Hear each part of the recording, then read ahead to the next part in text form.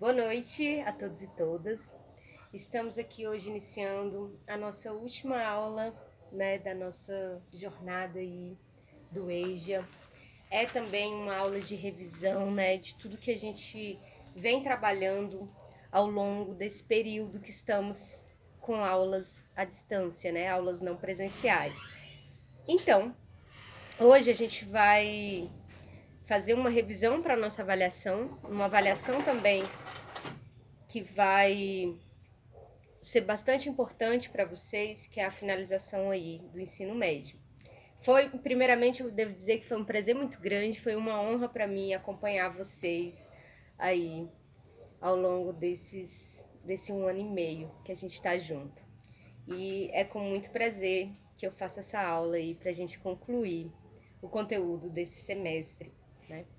Então, olha só, o que a gente viu aí desde o iniciozinho do ano, quando ainda não estávamos na pandemia? Nós vimos que o Brasil entra no seu período republicano, né? O que isso significa? A gente deixa de ser uma colônia,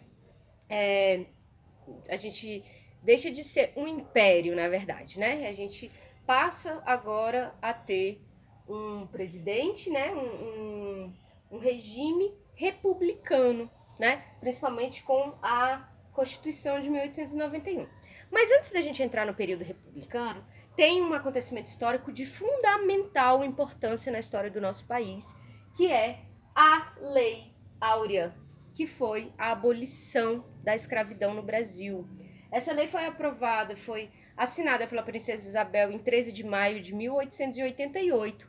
E um ano depois começa o período republicano, né? Então, a abolição ela tem relação direta aí com esse novo momento da nossa história. Porém, o que a gente vai ver? Que mesmo que numa mudança de regime político, grande parte da população, e a população negra, ela continua aí marginalizada do poder, ela continua excluída do poder e também da participação no processo republicano democrático. Essa participação ela vai se dar nos levantes, nas revoltas que essa população insatisfeita com essa ordem, que vem uma mudança, mas que não rompe com a estrutura do Brasil monárquico, né? Então a gente vai ver isso de 1889 a 1930, essa república ela vai trazer o domínio das oligarquias, né? Que são aquelas grandes famílias de fazendeiros que dominam, né? Principalmente do sudeste brasileiro, né? Minas Gerais e São Paulo, que vão dominar aí o poder. E aí, essa república também é conhecida como república oligárquica, justamente por causa do domínio dessas duas oligarquias, São Paulo e Minas Gerais. Também se dá o nome de República do Café com Leite, né? Então, é nesse período de 1889 a 1930 que a república representou o domínio das oligarquias de São Paulo e Minas Gerais. Dentre as características do período republicano, a gente vai ter os resquícios da escravidão, que vai gerar a revolta da chibata, por exemplo, a gente vai falar um pouco dela. O coronelismo, que é a prática dos coronéis exercerem poderes de polícia, poderes de vigilância de terra, de dominar terras, né, de grilagem de terras, e diretamente relacionado com as eleições, com o voto de cabresto, né? Então o coronel ali ele tinha uma participação muito grande na comunidade, porque era ele que digitava as normas, né? A política local era, então, dada pelo coronel. E isso é aquela relação de apadrinhamento, você vota em mim que eu te dou outro par de sapato, né? Então esse momento da República Brasileira, ele se dá por eleições fraudulentas, que vai manter sempre essas mesmas famílias no poder, né? Então a gente vai ter também o domínio da monocultura do café, né? Quem é que vai crescer nesse momento? São os donos de fazendas de café, que ainda exploraram ali o trabalho de escravocrata, e após a República e a abolição vai ter que contratar, né? E esse momento também começa a surgir as indústrias, né? Bancadas aí pela essa economia do café. Então, de que a gente está vendo? A gente está.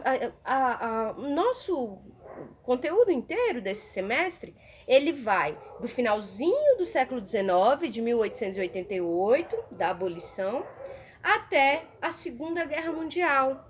Então, o que a gente vai ver hoje aqui? A gente vai abordar um pouco dos acontecimentos que estavam acontecendo no Brasil nesse período e no mundo, né?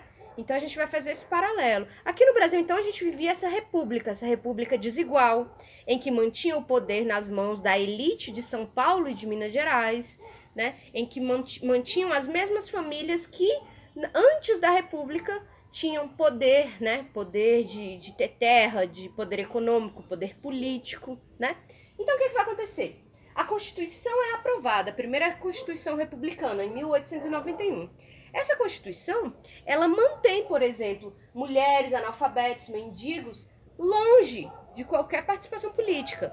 Não poderiam votar. As mulheres só vão poder votar em 1934, né? Só em 1934 que elas vão ser inseridas aí. Até então, as mulheres, analfabetos, religiosos, mendigos, não tinham aí participação no voto, nas eleições, né?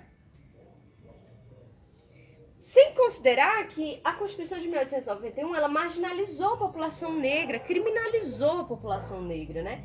Que não tinha acesso à educação, terra, moradia, nem trabalho, né? Sem direito à memória e à reparação. Então, o que a gente vai ver? A gente vai ver que a gente entra num novo período, mas esse período, ele mantém a estrutura de poder do Brasil colônia, né? A gente vai ver que a população negra, escravizada por 388 anos no país, quando acaba essa abolição na lei, ela não consegue ter acesso a nada, ela não tem reparação, né? Ela é marginalizada. Na Constituição de 1891, por exemplo, criminalizava práticas afrodescendentes como a capoeira, a culinária africana, a religiosidade negra. Então, é muito complicado a gente pensar nisso, né? A República não foi uma ruptura com a estrutura, não considerou a população pobre, a população negra, né? Então, excluiu e marginalizou, né? E esse processo vai gerar uma série de revoltas também nessa população, né? E em populações pobres, sertanejas aí do Brasil inteiro. Bom, a revolta e a insatisfação da população ocorreu desde o começo da República, né? A gente tem vários movimentos aí que vão acontecer no Brasil contrários a essa ordem de uma república que continua desigual, que diz que é um governo do povo e tudo mais, mas não tem participação popular, né? O poder continua na mão dos mesmos grupos poderosos, ricos, né, do país. Então, a revolta, no campo, nós tivemos a Guerra de Canudos, né? O Arraial de Canudos foi um movimento muito forte, muito importante, com a execução de 20 mil pessoas pelo governo, né, pelo governo federal. E essas 20 mil pessoas se organizaram, né, num arraial, montaram sua própria comunidade, né, para fugir dos impostos, né, e das desigualdades em geral. Porque a República, ela não representou aí uma oportunidade para as pessoas. As pessoas que estavam pobres e marginalizadas no país se mantiveram assim e piorou um pouco a vida, porque aumentou os impostos, né? Então, a realidade é que essas insatisfações, elas vão acontecer em tudo quanto é lugar. Ainda mais num país que está começando a doar suas terras aí para quem pertence à elite. E a população que precisa das suas terras está perdendo essas terras também, né? Esse é o processo que vai gerar o Arraial de Canudos e também na Bahia, e a Guerra de Contestado, que foi no Paraná. A Guerra de Contestado, ela significa muito isso. Vem uma empresa internacional dos Estados Unidos e que quer passar uma linha de ferro, né, uma linha ferroviária, entre uma região ali de uma comunidade que resiste, que não sai, né, desse território para que essa empresa possa utilizar, né, o espaço. Então, gera uma resistência muito grande. E da mesma maneira o governo vem e trata as questões sociais e populares como caso de polícia, matando, exterminando as pessoas, né? Então essa é a característica da República. Foi uma república muito violenta, né, com relação às populações marginalizadas. E a gente vai ver que isso aconteceu também na cidade, né? A gente viu que no comecinho aí do século XX, o Rio de Janeiro estava começando a se modernizar, né? Muito voltado para o olhar europeu, né? Querendo um desenvolvimento do centro do Rio de Janeiro como se fosse uma Europa, né? E isso daí atinge diretamente a população negra do Rio de Janeiro, que vivia nos chamados cortiços, né? Esses cortiços ali, eles foram totalmente destruídos pela política indigenista, higienista, né? Do início do século XX, que era uma política de erradicar as doenças, né? A revolta da vacina, ela culminou, né? A população já vinha ali perdendo suas casas, perdendo cada vez com menos direito, menos acesso. Então, o que acontece? Essa população, para a modernização do Rio de Janeiro, ela é jogada, né, fora do centro do Rio de Janeiro e se iniciam os processos das favelas. Então, juntando todo um processo social aí, a obrigatoriedade de uma vacina, né, gerou essa revolta, né, essa revolta na cidade do Rio de Janeiro, que é uma revolta muito importante, porque mostra aí a insatisfação social das pessoas também, né, não foi simplesmente porque as pessoas não queriam tomar a vacina, né. Então, a gente está falando um pouco resumidamente desses assuntos, mas eles todos, nós temos aulas gravadas aí, quiser voltar lá e assistir, tá bom? Para acompanhar melhor. Então é isso, junto com a revolta da vacina, nós tivemos a revolta da Chibata. A revolta da Chibata foi uma revolta muito importante, liderada pelo almirante negro, como foi chamado João Cândido, que era um homem negro, era um estivador, né, era um marinheiro, que organizou, né, todo um levante aí contra os maltratos que existia dentro da Marinha. Então percebam, a Marinha, enquanto uma força armada do governo, que surge no Brasil desde quando os portugueses vêm para cá, estava ali muito dominada, os oficiais todos brancos e os soldados todos, os marinheiros todos negros, grande parte, né? E esses oficiais brancos seguindo, né, castigo físico, né, violência, seguindo aí as mesmas lógicas aplicadas na escravidão. Então, é diante desse cenário que acontece um estopim de uma revolta, que é quando um dos marinheiros é violentamente castigado, né, com mais de 80 chibatas, e os marinheiros se revoltam aí, liderados pelo grande almirante negro João Cândido, que é um grande herói da nossa história nacional, uma figura extremamente importante e que a gente tem que relembrar essa memória. Foi por causa da revolta da Chibata que deixou a cidade do Rio de Janeiro sitiada, né? Voltou os canhões para a cidade do Rio de Janeiro por alguns dias. Então, uma revolta muito significativa, muito importante e que acabou com os castigos físicos dentro da Marinha. Então, assim como as outras revoltas aqui, pode voltar lá nos vídeos e acompanhar para compreender melhor como foi esse processo. Mas é isso, a revolta da Chibata deve ser considerada aí como um grande acontecimento da história do nosso país, do povo negro, que se rebelou aí contra mais essa injustiça vinda ainda do período da escravidão, né, um resquício desse período. Também tivemos o movimento tenentista, né, que foram vários tenentes que contrários a essa lógica do café com leite, dessa oligarquia de São Paulo e Minas aqui dominando, contra as desigualdades sociais, vários tenentes, né, do exército se reúnem, montam inclusive uma coluna, que é a coluna Prestes, né, e fazem aí uma forte oposição ao governo republicano, né. Então, ao lado dos movimentos tenentistas, nós vamos ver também as greves e manifestações operárias nas grandes cidades do Brasil, Rio de Janeiro, São Paulo, Rio Grande do Sul. Então, percebam, a República, ela vem com a sua ordem desigual, com a sua manutenção ali de uma sociedade racista, que não insere os negros na sociedade, não possibilita que os povos, que a população negra tenha acesso à terra, a trabalho, né, a moradia. Então, tudo isso daí já mostra que a República já estava numa crise muito grande desde o seu começo, né? E é por isso que as greves e as manifestações operárias, elas entram aí como uma grande força contrária, né, à República. Lembrando que, nesse momento, muitos e muitos imigrantes europeus, italianos, portugueses, espanhóis, vieram para o Brasil para serem os trabalhadores assalariados das fábricas que estavam começando a se desenvolver aqui, né? Não foi dado esse direito a ser um trabalhador assalariado a essa população negra que tinha vindo da abolição em 1888, né? Então isso daí ajuda a gente a compreender como que o Brasil hoje tem uma estrutura tão racista, onde os negros continuam sem acesso, né, com as mínimas condições aí dentro da sociedade, né? Isso daí vem de muito tempo, isso daí vem do início da nossa história.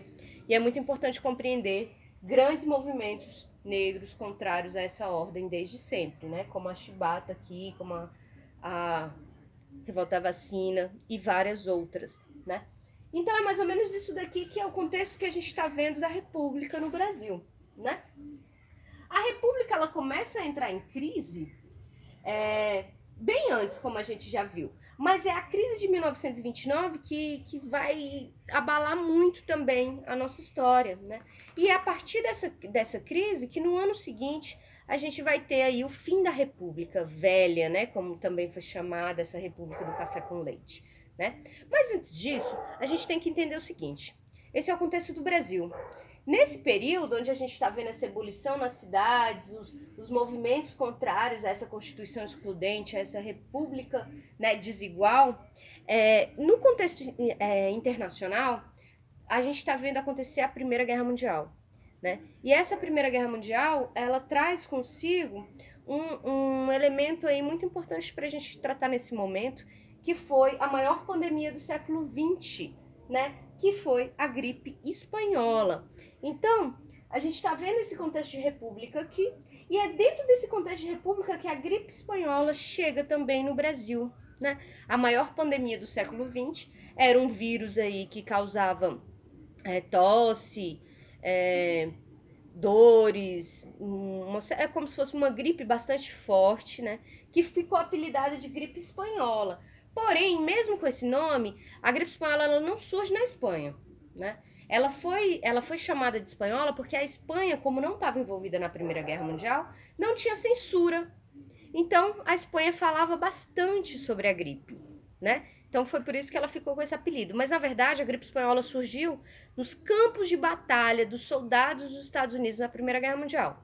Então, são os soldados americanos que espalham esse vírus para o mundo, né? Levam para a Europa e da Europa chega no Brasil através de um navio vindo da Inglaterra, chamado de Encouraçado, um navio muito grande, que desembarca no Brasil em 1918, em setembro de 1918, e são os ingleses, né, com esse navio, chamado Demerara, que trazem a gripe espanhola, o vírus influenza, para o Brasil.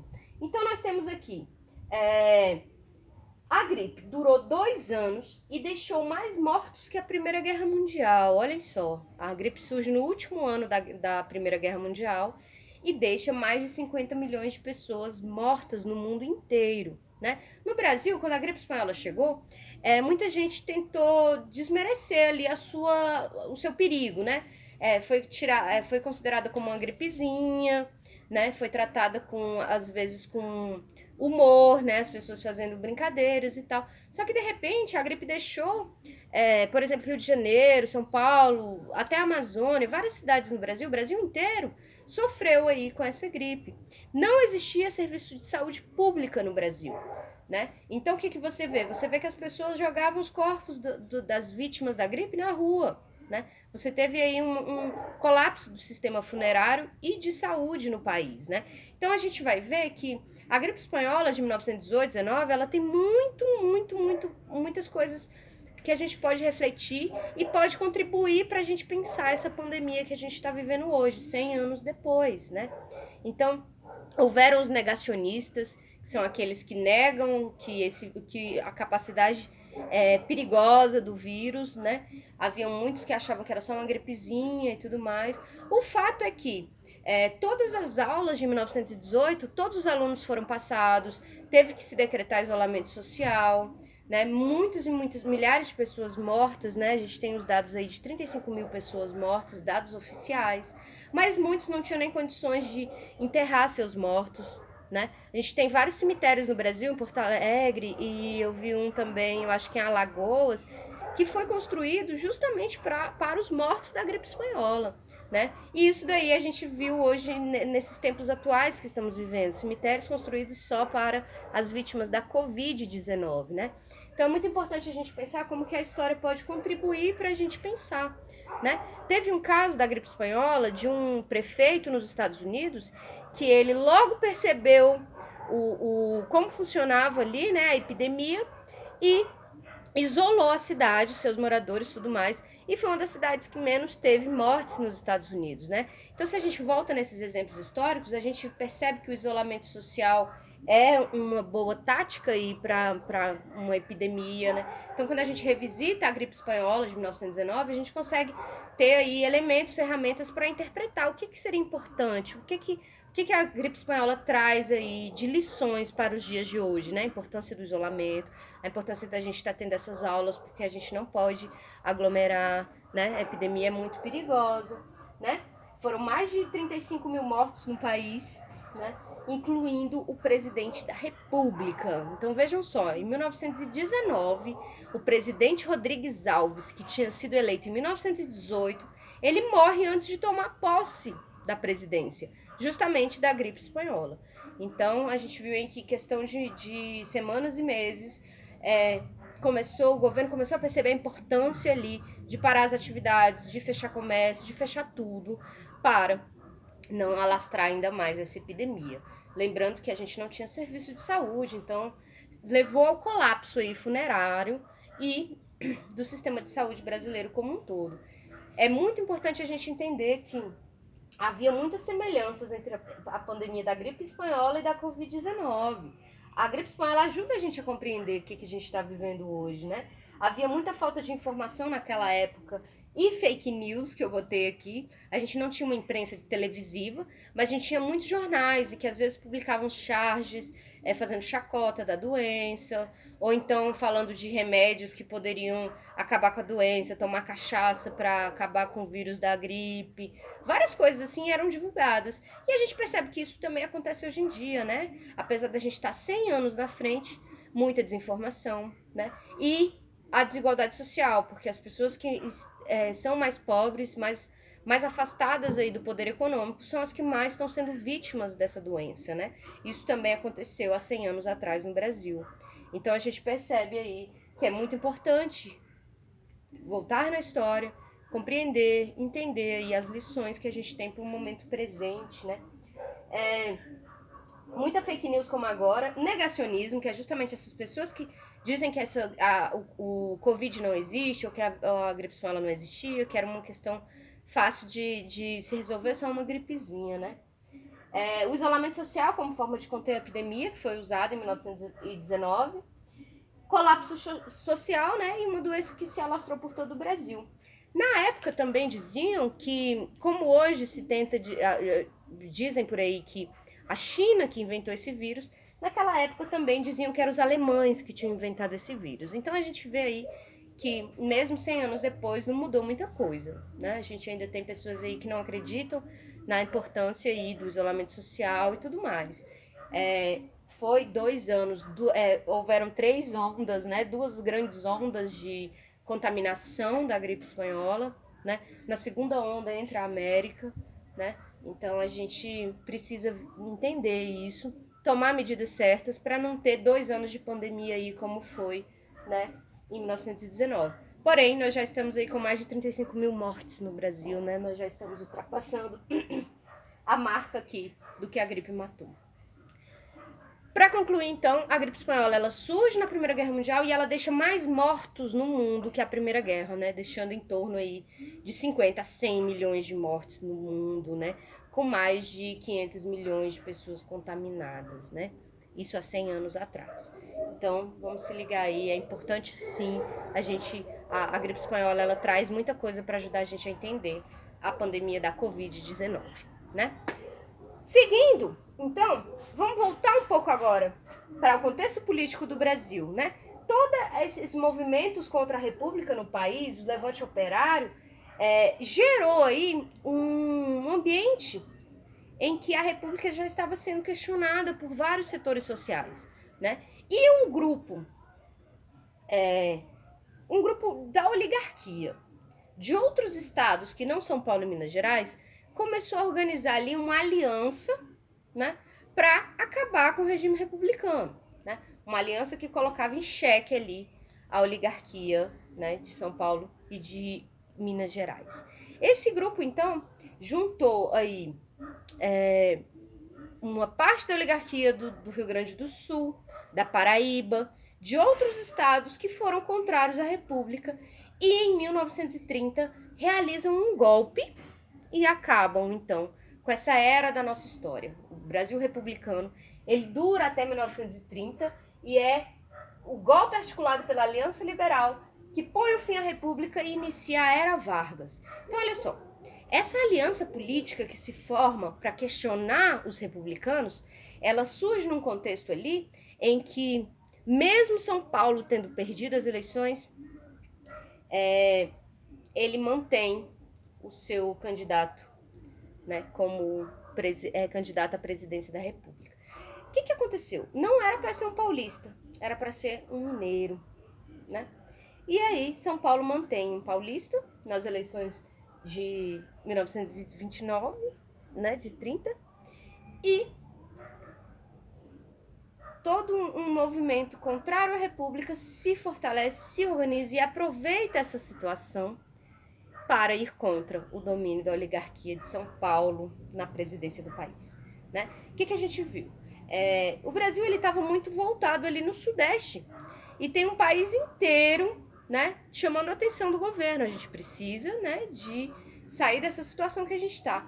Então, todo esse movimento da Aliança Liberal, ele junta uma frente ampla aí contra a República e chefiado, liderado por Getúlio Vargas, né, que é um político de uma oligarquia do Rio Grande do Sul, lidera esse movimento e toma o Brasil em 1930. Aí começa, então, a chamada Era Vargas, né?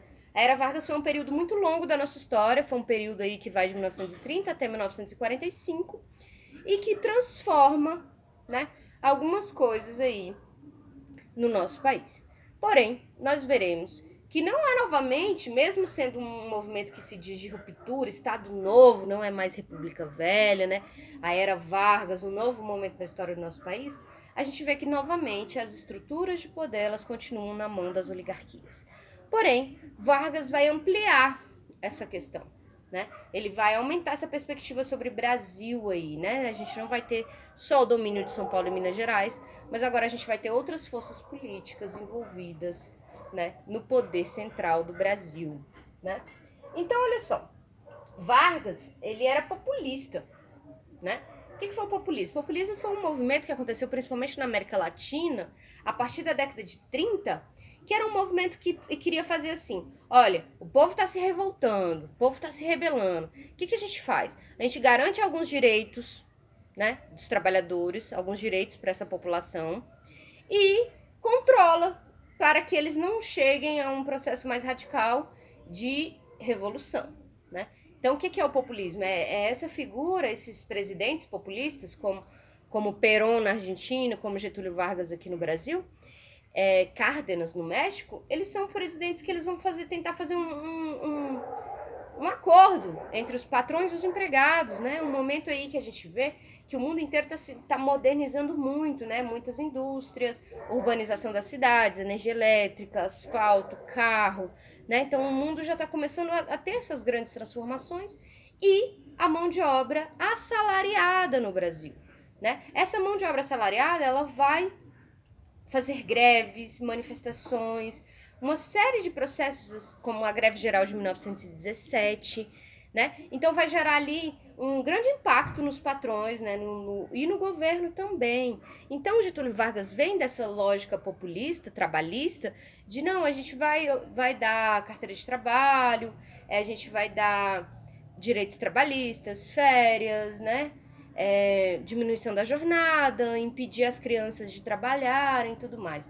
Então, o Vargas vai representar esse novo governo que vai tentar não representar só uma região, mas tentar falar de um Brasil maior, mais amplo, né?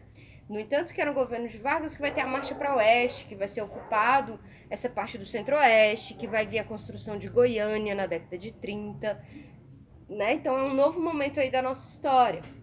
Porém, precisamos lembrar que não mexe nas estruturas. O que o populismo vai fazer? Ele vai conceder um pouco de direito trabalhista, mas ele não vai mexer nas estruturas centrais, fundamentais do país, como a estrutura latifundiária, né? Ou seja, Vargas vem de uma família de oligarquia, dono de terra, latifundiário. Ele não vai realizar a reforma agrária e fazer a devida distribuição de terra para as populações que precisam, que vêm da terra e que foram expulsas da terra, né? Então, entendam, é um governo que tem o seu caráter de se dizer popular, pai dos pobres e tudo mais, mas é um governo que também está comprometido com as grandes empresas, com a oligarquia, né, com essa economia da agricultura, do café, da monocultura, beleza? Claro que a gente vai ver que vai ter alguns avanços, né? No governo do Vargas, por exemplo, que a mulher ela passa a ter voto, né? Ela pode votar, né? Nesse governo se criam grandes empresas nacionais também, como a Petrobras, a SDN, né? Siderurgia Nacional. Então, o que acontece? O Estado brasileiro ele vai se voltar um pouco mais para a questão nacional, da pátria Brasil, né? Da nacionalização, de também incentivo à indústria brasileira, né? Então, a gente vai ter aí a nacionalização de alguns setores da economia, a educação pública e gratuita para todo mundo, o ensino técnico profissionalizante, isso é tudo aí, faz parte do governo Vargas. Porém, é preciso a gente lembrar o seguinte, o governo Vargas, ele é um governo autoritário desde o início, né? Ele entra no poder com um golpe em 1930, em 1934 ele aprova uma constituição por força dos paulistas, né? Que a oposição paulista ao governo Vargas faz inclusive uma revolta muito grande, constitucionalista, em 1932, e exige que o Vargas governe baseado numa Constituição. Ele não pode governar só em decreto, né? Por quê? Porque a partir de 1930 a gente começa a viver um sistema de governo autoritário, centralizado. Vargas não tira os governadores dos estados e coloca interventores que ele escolhe, né? Então traz aí essa perspectiva bem autoritária na nossa história, né? Vargas, ele tá aqui no Brasil na década de 30, ele também está sendo muito influenciado por ideologias que estão acontecendo no resto do mundo, né? Principalmente pela ideologia do fascismo, dos regimes totalitários que acontecem na Alemanha nazista e na Itália fascista, né? Esse é o contexto mundial, né? Em 1920 e 30 vemos regimes fascistas se acenderem na Europa e aqui o fascismo ele também consegue ter seu espaço defendido pela Aliança Integralista Brasileira, AIB. Esse foi o grupo que trouxe a ideologia fascista para cá, na tentativa de montar um partido, né? Na verdade, uma milícia, né? Esse grupo perseguia grupos contrários, trabalhadores, negros, nordestinos, homossexuais, até judeus, né? Então, é um grupo baseado no nazismo e no fascismo alemão, né? E que teve seu espaço no Brasil nos anos 30. A gente vê o seguinte, a gente aqui no nosso país, a gente também vai repercutir o que tem acontecido no cenário internacional, né? Então, lá no cenário internacional, o que a gente tem? Que nas vésperas da Primeira Guerra Mundial, nas vésperas da Segunda Guerra Mundial, o fascismo muito grande, né? Na Primeira Guerra Mundial, depois da Primeira Guerra Mundial e depois da crise de 29, com o mundo abalado, são essas duas ideologias aí. Essa ideologia fascista chega muito forte e, por outro lado, questionando o sistema liberal, capitalista, e, por outro lado, quem vai questionar o capitalismo também são os trabalhadores, socialistas, democratas, comunistas, anarquistas, né? Que tem uma aula também que você pode voltar lá atrás, que eu estou explicando um pouco melhor sobre essas ideologias, né? E aqui no Brasil a gente vai ter esses dois movimentos também bastante fortes. Por um lado, os operários exigindo seus direitos, né? E por outro lado, você tem um movimento fascista aí baseado nos regimes nazista da Alemanha e de Mussolini na Itália, né? Então, percebam que nos anos 20 e 30, o fascismo, ele tá muito forte, né? E ele tem uma representação no Brasil com a Aliança Integralista Brasileira, né? E nós vivíamos um governo ditatorial, né? Principalmente depois de 1937, que é quando Vargas dá outro golpe de Estado, não realiza as eleições, né? E mantém-se no poder